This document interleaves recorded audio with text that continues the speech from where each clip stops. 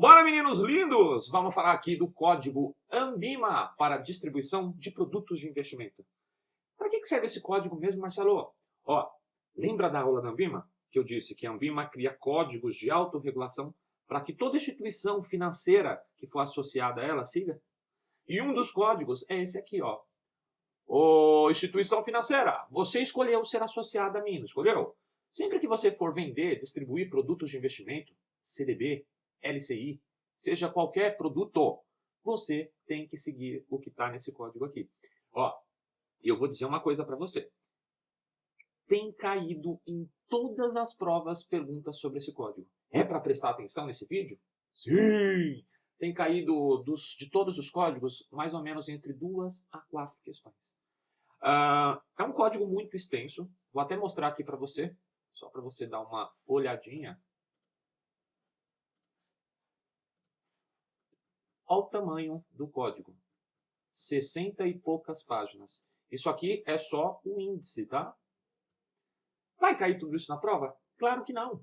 Por isso que eu vim gravar esse vídeo, reunindo as coisas que estão sendo cobradas para que você entenda. Marcelo, preciso decorar tintim por tintim do que você vai falar? Também não. Também não. Você só precisa compreender o conceito. Se você compreender o conceito, não vai ter erro. Tá bom? Não vai ter erro. Vamos voltar aqui para o arquivo. Bora! Ó, eu selecionei aqui como algo de extrema importância e que está caindo muito na prova, o que diz no capítulo 2 do código. Qual que é o objetivo e a abrangência? Qual que é o objetivo da criação desse código? Ó, eu vou ler um termo, às vezes um pouco técnico, mas eu prometo que eu explico o que ele quer dizer. Tá bom? Vamos lá. O presente código tem por objetivo estabelecer princípios e regras para a distribuição de produtos de investimento, visando promover principalmente 1. A manutenção dos mais elevados padrões éticos e a consagração da institucionalização de práticas equitativas nos mercados financeiro e de capitais. O que isso quer dizer? Ó, o código tem como objetivo criar regras na hora de vender produtos de investimento para promover a manutenção dos mais elevados padrões éticos. Ou seja, quer vender produto de investimento, instituição? Venda. Só que, cara, eu quero que você preze pelo máximo de ética possível. Não é para vender metendo pau no banco concorrente, não é para prejudicar os profissionais de outra instituição. O código serve para isso, para elevar ao máximo o padrão ético, para promover práticas de forma mais leal possível. Tá bom? Isso cai na prova, hein? Presta atenção. 2. O código também serve, gente, para promover também a concorrência leal. É aquilo que eu falei lá. Olha, não pensa só em lucro. Pensa na concorrência leal. Você está vendendo bastante produto de investimento? Olha que bênção. Joia. Mas, cara, ética, concorrência leal. E o código também serve para promover o que diz no item 3. A padronização de seus procedimentos. Sim, deve existir uma certa padronização. Não é assim, o banco A quer fazer de um jeito, o banco B quer fazer de outro. Não. Tem que ter uma padronização na hora de vender produtos de investimento. Tá? Por mais que tenham palavras meio complexas, se você ler com carinho, você vai ver que é meio auto-intuitivo o que está escrito aqui. E o código também tem como objetivo e abrangência o que diz no item 4. O estímulo ao adequado funcionamento da distribuição de produtos de investimento. O que diz no item 5 também. O código serve para promover a transparência no relacionamento com os investidores, de acordo com o canal utilizado e as características dos investimentos, e a qualificação das instituições e de seus profissionais envolvidos na distribuição de produtos de investimento. O que quer dizer esse item 4 aqui para frente? Que esse código, meninos, ele serve para promover a transparência no relacionamento com os investidores. Você quer comercializar produto de investimento? Olha que bacana! Joia! Mas instituição, preze ao máximo pela transparência. Tenha certeza que as informações importantíssimas desse produto você passou para o cliente. Independente de qual for o canal utilizado. Se ele comprou esse produto lá na agência, pelo site ou pelo aplicativo. Tá bom? Vamos avançando aqui e vamos ler essa parte que é importante demais e está caindo muito na prova. Olha só, as instituições participantes estão dispensadas de observar o disposto nesse código na distribuição de... O que isso quer dizer? Aqui eu vou citar para vocês quais são as situações que o banco, que a instituição, não vai precisar seguir o que está no código. Tá? Quais são as situações, os produtos e os clientes que o banco não vai precisar observar esse código na hora de oferecer produto? É isso que eu vou falar. As instituições estão dispensadas de observar o disposto nesse código na distribuição de produtos de investimento para União, Estados, municípios e Distrito Federal, observado o parágrafo 6º desse artigo. O que isso quer dizer? Na hora que a instituição financeira ela for comercializar produtos de investimento para os caras do governo, tá? Para a União, para o Estado, para o município, tá bom? Não precisa seguir esse código, porque teoricamente esses órgãos estatais eles têm um conhecimento muito maior do que uma pessoa física leiga, por exemplo. Então, quando for comercializar isso para eles, não precisa seguir esse código. Não é que você vai fazer de qualquer jeito, mas não tem obrigatoriedade. Sacou? Vamos ler o item B também. Também a instituição não vai precisar observar esse código quando for distribuir produtos para pessoa jurídica dos segmentos classificados como Middle e Corporate, segundo critérios estabelecidos pela própria instituição participante. O que isso quer dizer? Meninos, principalmente para vocês que ainda não sabem como é que funciona a classificação de clientes dentro de um banco, vamos pegar o segmento pessoa física. O banco separa o segmento pessoa física em algumas classes. Existem os clientes de varejo, são aqueles clientes de baixa renda, geralmente, tá? Dessas agências comuns. Aí tem o segmento de alta renda.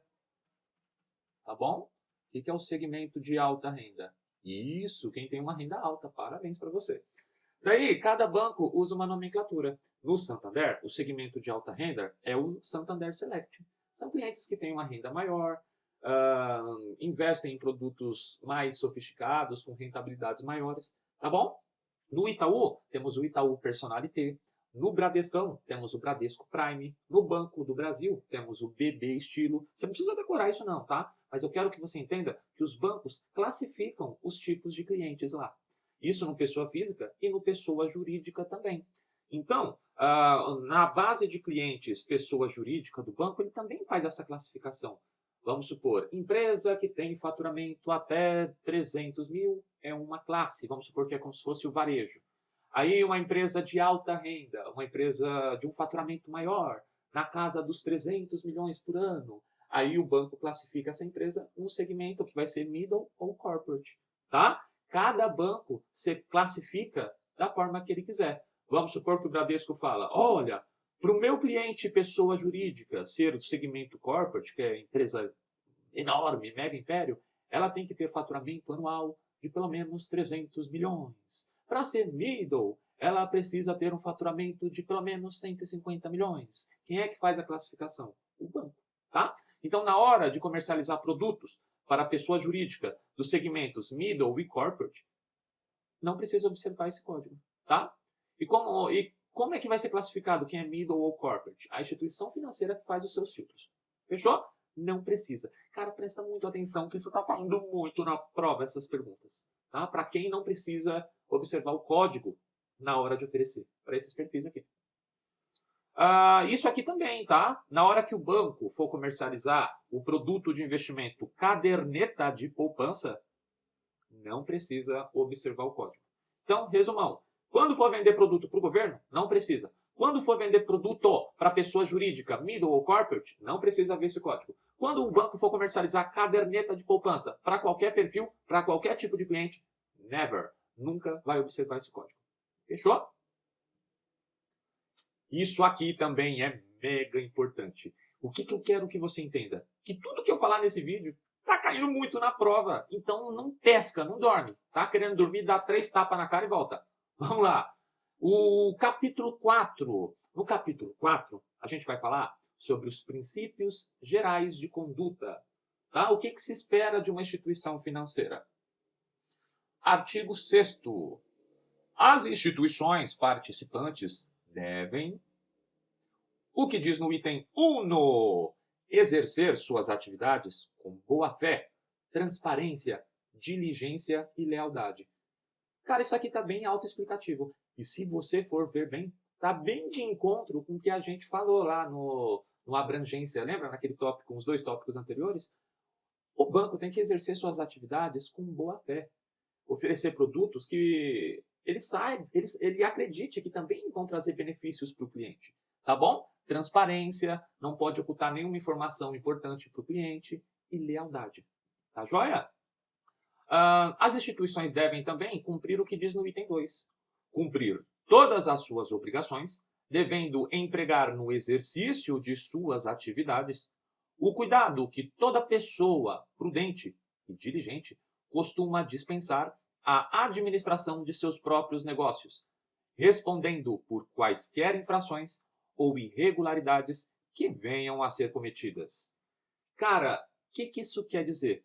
Que o banco ele deve cumprir as suas obrigações com o mesmo cuidado e com a mesma prudência. Isso aqui é válido para os funcionários, tá? Como se ele estivesse cuidando do seu próprio negócio. Sabe aquela coisa? O que eu não quero para mim, eu não quero para o meu próximo? É mais ou menos isso. O banco tem que gerir o seu negócio, tá? Os funcionários, como se eles estivessem fazendo algo para si próprio. É isso que está dizendo aqui. Cuidado que toda pessoa prudente e diligente costuma dispensar a administração de seus próprios negócios. E se fizer alguma cagada, respondendo por quaisquer infrações ou irregularidades que venham a ser cometidas.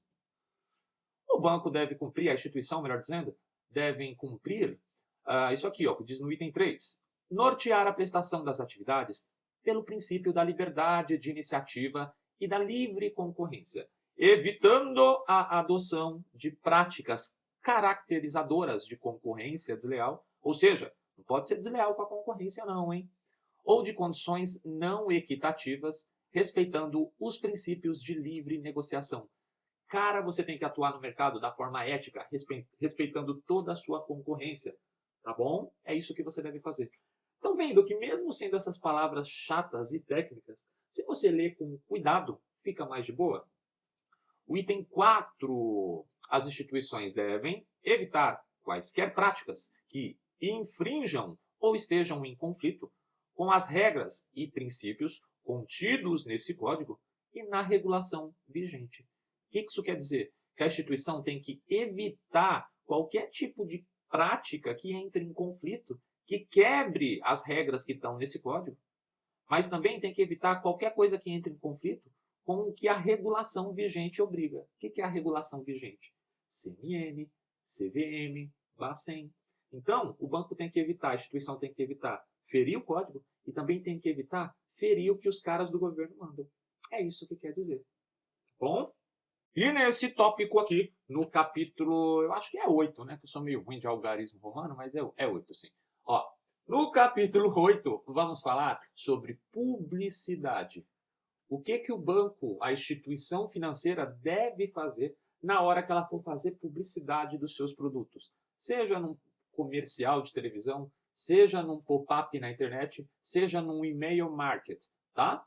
Capítulo 8, publicidade, seção 1, regras gerais. Artigo 28. A instituição participante, ao elaborar e divulgar o material publicitário e o material técnico, deve... Qual que é a diferença de material publicitário para material técnico? Material publicitário é aquela propaganda mesmo, sem muito detalhe. Venha investir aqui no banco X, porque nós pagamos tantos por cento do DI. Material técnico não é tão simples assim. Lá vai ter todas as características tintim por tintim. Tá? A instituição, ao elaborar e divulgar o material publicitário e o material técnico, deve, o que diz no item 1, envidar seus melhores esforços no sentido de produzir materiais adequados aos seus investidores, minimizando incompreensões quanto ao seu conteúdo e privilegiando informações necessárias para a tomada de decisão de investidores e potenciais investidores. O que isso quer dizer? Isso aqui já está bem mastigado, mas vamos mastigar mais. Tá bom? Vamos lá.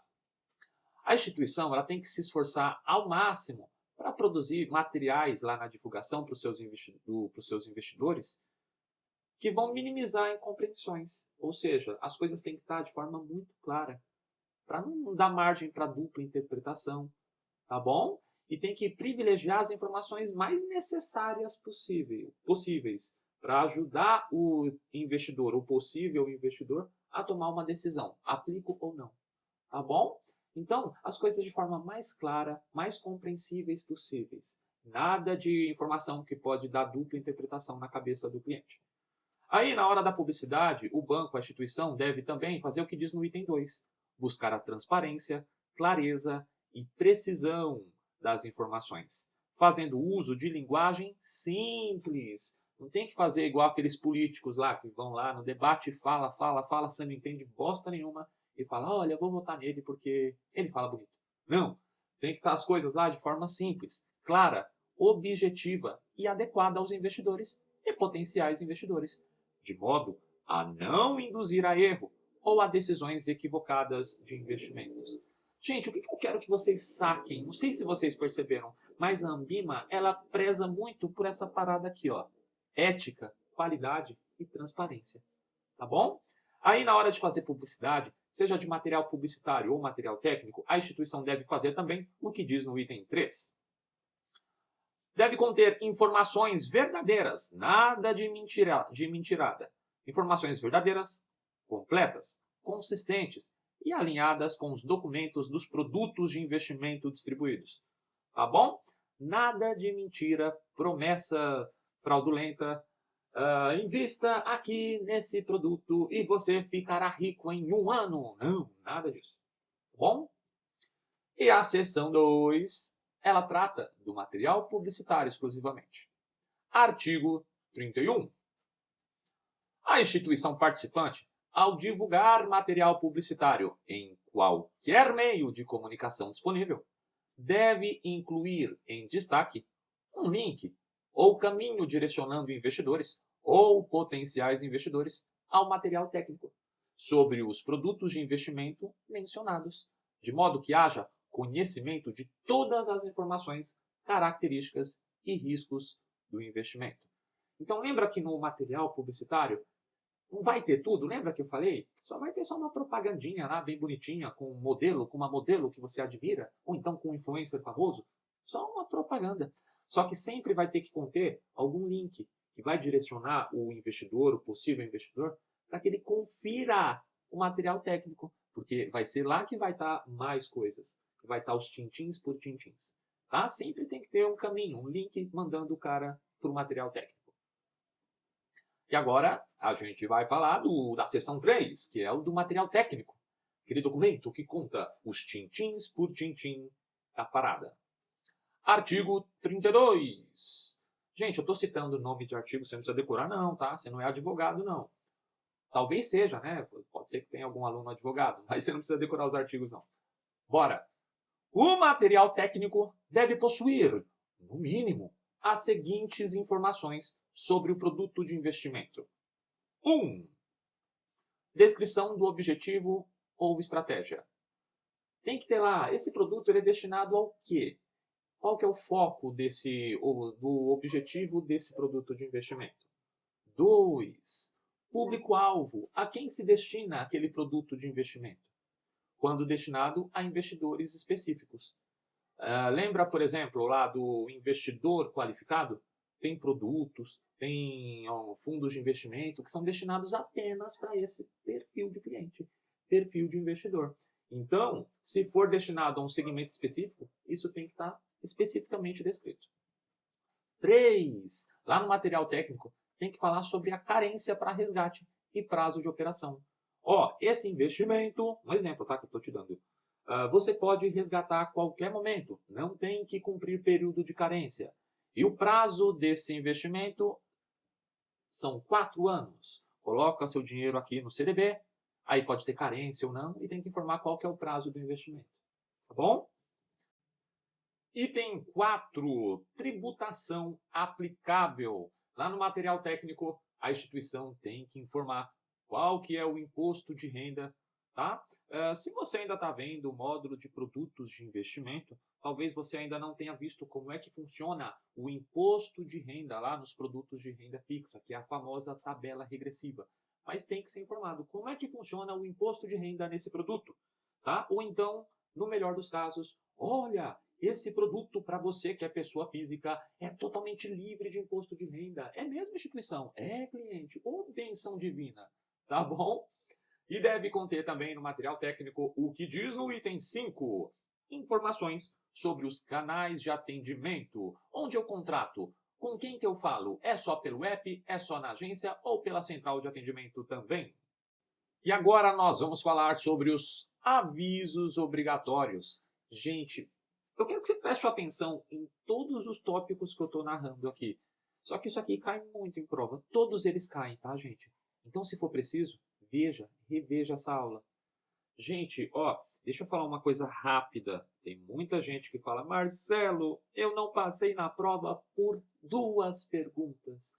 Aí a gente dá uma olhada no relatório da prova dela, que ela recebe um dia depois que ela faz a prova. Perguntas do código ANBIMA, caíram quantas? 3. Você errou quantas? 3. Ou seja, essas perguntas, esses assuntos que a gente está falando agora, se você absorver muito bem, cara, vai ser a salvação para a sua prova, muitas das vezes, tá? Vamos lá. Avisos obrigatórios que uma instituição financeira deve colocar no seu material técnico. Artigo 38.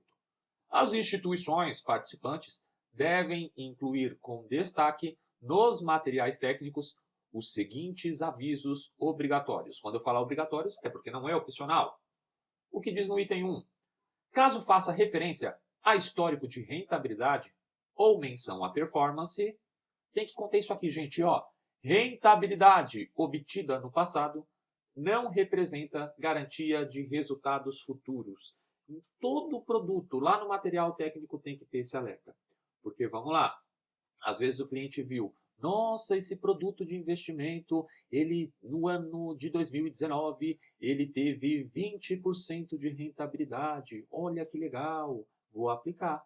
Opa, calma aí. A gente deu 20% no passado? Parabéns pra gente é da hora. Joia! Só que rentabilidade obtida no passado não representa garantia de resultados futuros. Tudo isso é para o cliente não tomar uma decisão precipitada. É um aviso obrigatório. Cai na prova? Claro.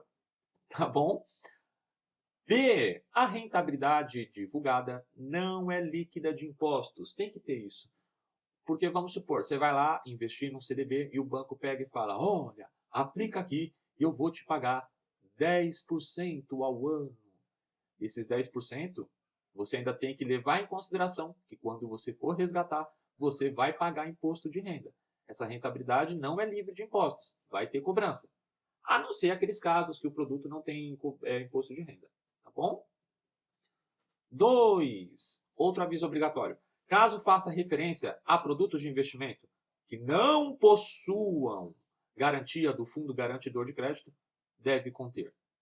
O investimento não é garantido pelo fundo garantidor de crédito. Tem que ter esse alerta. Tem um produto de investimento, por exemplo, que se chama COI. Ele é renda fixa? É. Porém, o COI não tem a cobertura do fundo garantidor de crédito, igual o CDB, igual a LCI. Então, na hora de ofertar COI, lá no material técnico tem que ter esse alerta. Tá? Isso cai muito em prova. Mas como os meus alunos são os melhores, vocês não errarão essa. Item 3. Caso faça referência à simulação de rentabilidade, as informações presentes neste material técnico são baseadas em simulações, e os resultados reais poderão ser significativamente diferentes. Tem que ter lá um alerta. Olha, isso que está contido aqui é apenas uma simulação de rentabilidade. Os resultados poderão ser diferentes dessa simulação. Isso é um aviso obrigatório. Vamos falar da remuneração do distribuidor. Lembra que eu falei que a Anbima preza muito pela transparência? Então essa parada também tem que conter. Ó, artigo 43. As instituições participantes devem disponibilizar informações referentes à remuneração recebida direta ou indiretamente, pela distribuição de produtos de investimento. O que é isso, Marcelo? Vamos supor, eu quero comprar um CDB do banco Agibank. É um banco comercial muito famoso, Agibank. Só que eu não sou cliente do Agibank. Aonde que eu encontrei esse CDB do Agibank? Lá no site da corretora XP Investimentos. A XP atuou como distribuidor, ela que me ofereceu aquele produto. Então, a XP ela deve informar, tá bom? Como que foi a remuneração? Como que foi a forma que o Agibank comissionou ela? Olha, eu sou distribuidor do CDB do Agibank e recebi desta forma a remuneração pela prestação do meu serviço. Tá? Artigo 44. As instituições participantes devem incluir em seção exclusiva em seus sites na internet informação sobre o recebimento de remuneração pela distribuição de produtos de investimentos distribuídos. O que isso quer dizer? O que está dizendo aqui. Tem que ter uma área específica no site lá do distribuidor, a informação sobre o recebimento da remuneração lá. A XP vende produtos, distribui produtos de vários bancos. Então ela tem que ter uma área que ela explica como é que funciona esse sistema de remuneração. Tá bom? Artigo 45. As informações de que trata esta seção devem seguir o disposto nas regras e procedimentos Anbima para a transparência, a transparência aqui de novo, na remuneração dos distribuidores, disponíveis no site da associação na internet. Parágrafo único. Cabe à diretoria regulamentar as regras e procedimentos de que trata o caput. Ou seja, cabe à diretoria da instituição criar os procedimentos de como que vai ser os procedimentos dessa sessão. Tá bom? E agora, meus amigos, vamos falar de uma coisa que, cara, vai por mim. Esse assunto aqui, ó, perguntas sobre esse assunto do Código Anbima estão caindo em 100% das provas. Presta muito atenção. Na verdade, eu te aconselho a prestar atenção nessa aula toda. Capítulo 9. Quem é o private? Quem é o cliente private? Artigo 50. O serviço de private, para fins deste código, compreende quem que é o cliente private. Gente, vocês lembram? Não sei se você já me ouviu falar, mas os bancos, as instituições financeiras, elas separam, elas classificam quais são os níveis dos clientes, tanto pessoa física quanto pessoa jurídica.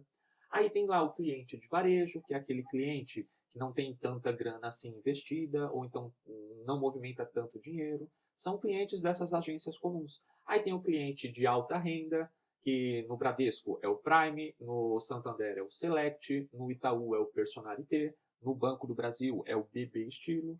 Só que tem um segmento que não é de alta renda, é de altíssima renda.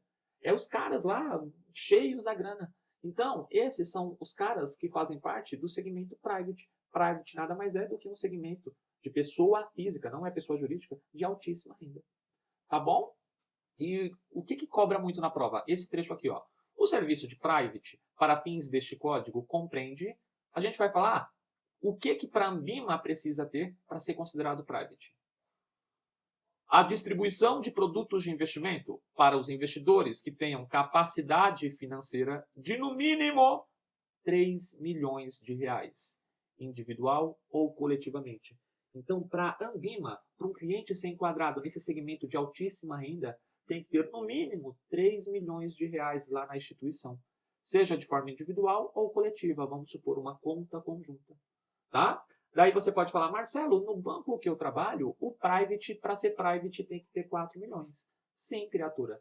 Mas para a Anbima, qual que é o número? No mínimo 3 milhões. Pode ser que o banco coloque uma exigência maior, mas no mínimo 3 milhões. Você nunca vai ver um private com menos de 3 milhões. Com 2 milhões, não. É no mínimo 3. Tá? Esse é o private. Então, daqui a pouco a gente vai responder uma perguntinha sobre private. Fica ligado. E cobre exatamente isso aqui, ó. Quem que é o private? É o cara que tem no mínimo 3 milhões. E para esse segmento private, compreende a prestação dos seguintes serviços. Proposta de portfólio de produtos e serviços exclusivos, Como eles são caras endinheirudos, cheios da grana, eles têm uma lista, um portfólio de produtos exclusivos, com maiores rentabilidades, cheios de regalias, tá bom? E um tratamento VIP. E o cara do segmento private, a instituição financeira, ela vai oferecer para ele serviços como planejamento financeiro, vai ajudar o cara na sua organização financeira, olha que legal. Incluindo, mas não se limitando a análises de soluções financeiras e de investimentos específicas para cada investidor, observada a regulação aplicável. E o que isso quer dizer? Que o banco vai oferecer para ele soluções tanto financeiras quanto de investimentos, de forma personalizada. Olha, analisando a sua atual situação, essa é uma estratégia boa para você de investimento. Ele vai ter um acompanhamento personalizado. Tá? Esse é um dos benefícios que o segmento private conta.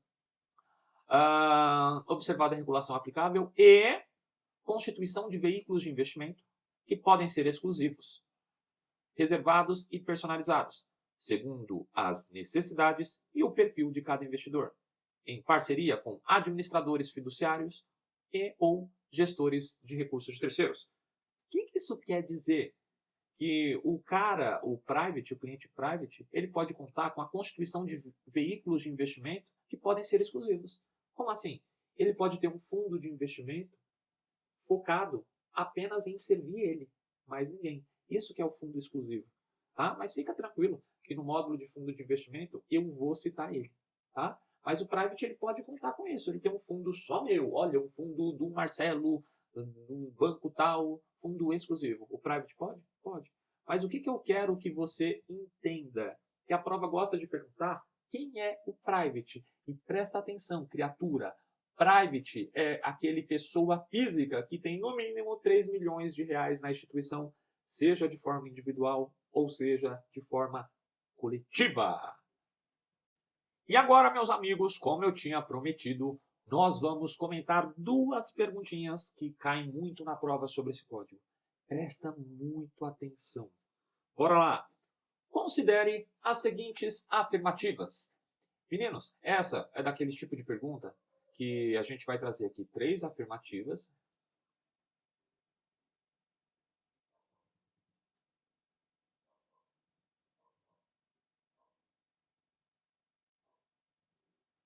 E como eu havia prometido, vamos comentar agora 2 perguntinhas sobre esse código de distribuição e que estão caindo muito em prova. Presta muito atenção.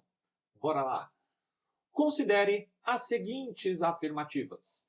Gente, esse tipo de pergunta é aquele tipo que a gente traz 3 afirmativas e aí a gente tem que julgar qual que é certa e qual que é errada. Daqui a pouco a gente vai ler cada uma delas, a 1, a 2 e a 3. São alguns dos objetivos do código ANBIMA de regulação e melhores práticas de distribuição de produtos de investimento apenas aqueles descritos em... É a letra A, B, C ou D? Vamos ler primeiro aqui cada uma das afirmativas. Vamos ler a afirmativa 1. Ó, você acha que o código da ANBIMA de distribuição de produtos serve para manter os mais elevados padrões éticos e consagrar a institucionalização das práticas equitativas no mercado? Sim. Por que você acha? Porque eu falei isso lá nos objetivos do código. Lembra? Qualquer coisa, dá uma voltadinha de leve lá no vídeo que você vai ver. Um dos objetivos é esse. Elevar ao máximo os padrões éticos e consagrar as boas práticas no mercado. Sim, é verdade. Então vamos ler a 2. Você acha que o código serve para estimular o adequado funcionamento da atividade de distribuição de produtos de investimento? Sim, a 2 também está correta, porque a gente viu isso lá nos objetivos. Volta lá no vídeo que você vai ver eu narrando isso. Tá? Para estimular o máximo possível o adequado funcionamento. Tá bom? Você acha que o código também serve no que diz no item 3? Você acha que serve para manter a transparência no relacionamento com os investidores, de acordo com o canal utilizado e as características do produto? Sim, você também acha isso. Porque lembra que eu falei mais de uma vez que um dos objetivos primordiais da ANBIMA é zelar, é manter a transparência no relacionamento? Então, o que acontece? Isso aqui é verdade, manter transparência no relacionamento com os investidores, tá? De acordo com o canal utilizado, tá? Sempre informe todas as informações importantes para o investidor para auxiliar ele na tomada de decisão dele, porque você é uma instituição financeira que preza pela transparência. Então, olha que legal, a 1, a 2 e a 3 estão corretas. E qual é que diz isso? A nossa querida letra A. Tá bom, gente? Essa pergunta costuma cair em prova, tá? Presta atenção nela, vê e revê quantas vezes forem necessárias, mas tem mais outra.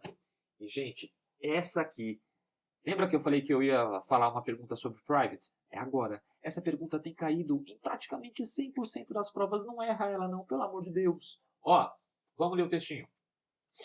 Considerando a informação que é constante no Código ANBIMA de Distribuição de Produtos de Investimento, em seu artigo 56, que trata sobre os serviços de private, marque a alternativa correta em relação ao valor mínimo necessário para que de forma individual ou coletiva seja assim considerado como cliente private. Vocês lembram quando eu falei? Foi quase agora, inclusive, que o private é um segmento de pessoa física de altíssima renda e para a Anbima, como que a Anbima julga que um cara é private? Desde que ele tenha, seja de forma individual ou coletiva, pelo menos quantos milhões? É o que diz na letra A. Para a Anbima, para um cara ser considerado private, ele tem que ter, ou de forma individual ou coletiva, caso seja uma conta conjunta, pelo menos 3 milhões lá junto da instituição.